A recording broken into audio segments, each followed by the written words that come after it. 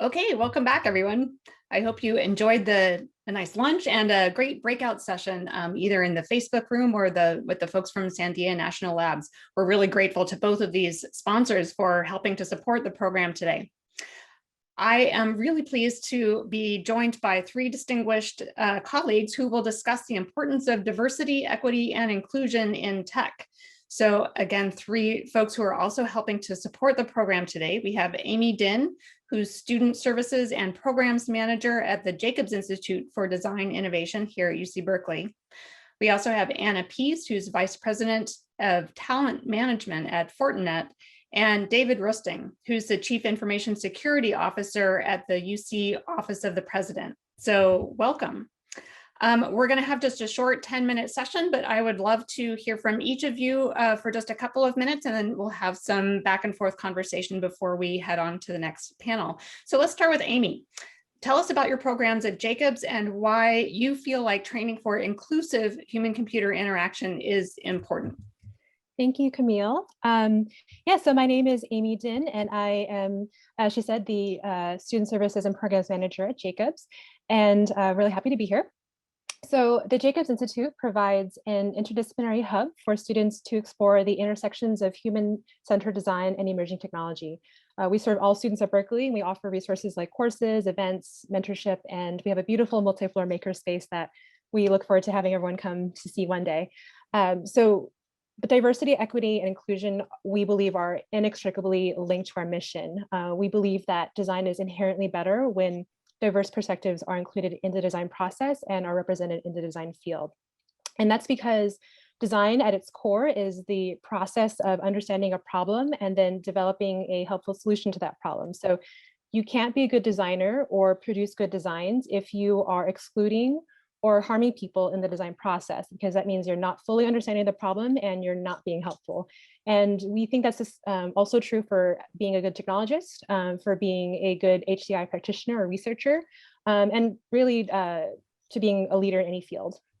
And we believe that our role in contributing to that at Jacobs is that since we are developing the next generation of leaders in design and tech, we want to model that inclusive and equitable practices as early and as often as possible in their career development. So that's everything from the interpersonal level with treating every person with dignity to the institutional level with designing policies and programs that explicitly try to include those who have been historically left on the outside. So it's a work in progress, and there's always more to be done. So I'm really happy to be here today, just learn from others who are doing this work and to continue it. And there's a few programs, there's a lot of programs we offer. And if this piques your interest, we do have a couple of booths at the career fair today. So please do check us out, but just to name a couple of them. We have a lot of services we're running remotely right now. So remote application service called JPS that also has financial aid for students who need help with shipping of materials. We have programs that are not currently accepting applications as well, but please do check them out in the future when we open up future cycles, like our Innovation Catalyst Student Grant Program. We have our summer Berkeley Engineering Design Scholars Research Program. Prospective students, we have a Master of Design program that we just launched this year. And members of the public, we have lots of public talks and events that you are welcome to. So yeah, please check us out. Great, thank you, Amy. We're really pleased to have your comments, and thanks for the sneak preview of what you'll have available at the career fair later on today. Past, and really appreciate your commitment to diversity as a strategic priority for you at UCOP. Tell us more about why you feel like that's important. Yes, thank you, Camille. I'm Dave Rusting. I'm the system-wide CISO for the UC system, and part of my portfolio includes managing our cyber risk program. And the DEI activities and work have been so critical for a couple of reasons. One, it's core to UC culture. It's what we need to do. And so we've been trying to reinforce that, not only with our hiring practices, but in our trainings, but also within our summits that we put on twice a year, as well as in our summer intern program that we run. And finally, working with our vendors who sometimes don't have a great understanding of our DEI needs. And so to help them tune their messaging and ensure they're getting the proper outreach to groups. As many of you know, cybersecurity is in the news all the time, and there are about 3.5 million jobs unfilled out there. that need to be filled over the next few years. And it's not just in technical security, but in things around policy and privacy, awareness, forensics, and so on. And there's so much to be done. We really, spreading the wide net to get the talent always makes it better for us when it's a heterogeneous, diverse, different perspectives, and also pulling skills and skill sets from populations that normally aren't always reached out to in the best ways or in the most effective way. So we are very happy to be sponsors and very happy to be collaborating with you on this. Thank you. Thank you, David, for your support. And anyone who's thinking about their career paths, please note the opportunities that are available, not just in human-computer interaction, but also in cybersecurity and design and other aspects. So let's go to Anna. Fortinet recently released a diversity report, and I want to congratulate you and thank you for that commitment. What should we know about Fortinet and your efforts to promote diversity? So thank you again very much for inviting me. Very much want to echo what two of the other panelists have mentioned.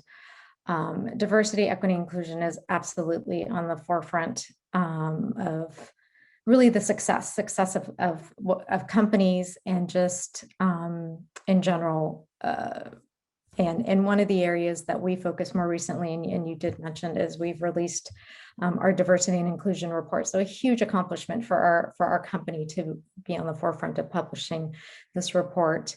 Really what Fortinet focuses on is cybersecurity. We focus as a global leader in the industry.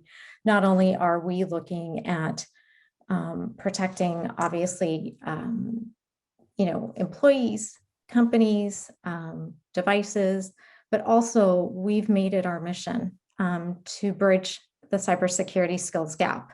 And we're doing that not only internally with employees, but we're also doing it across with partners, customers, and also with our academy program. And so that's extending our cyber security training program. And we're very actually pleased. I think we've recently just signed UC Berkeley as an academy with us. So not only are we, through our products and technology, but we're also wanting to again, bridge that skills gap, as David mentioned, from a talent perspective. We really feel that we're helping to contribute the skills, the technology to help really across all kind of facets of talent.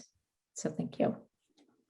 Great. So we have maybe 1 minute left. If we could have just a quick lightning round to have each of you answer, what would you recommend to people who are thinking about getting into cybersecurity, human-computer interaction, the areas that you each are responsible for?